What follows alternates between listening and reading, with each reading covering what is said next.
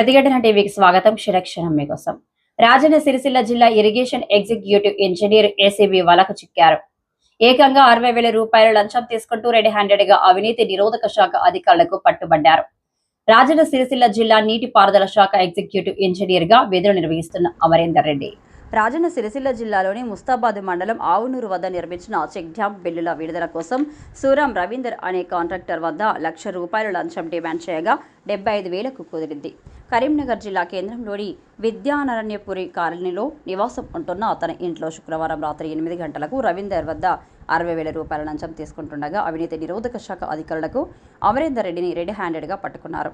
అంతేకాక గతంలో ఇదే కాంట్రాక్టర్ వద్ద సుమారు 4 లక్షల వరకు లంచం తీసుకున్నట్లు సమాచారం. ఈ అధికారి చాలా మంది కాంట్రాక్టర్ల వద్ద అధిక మొత్తంలో లంచాలు తీసుకున్నట్లు ఆరోపణలు ఉన్నాయి. అనంతరం కేసు నమోదు చేసి అదుపులోకి తీసుకుంటున్నట్లు ఏసీబీ డీఎస్పీ వివరించారు.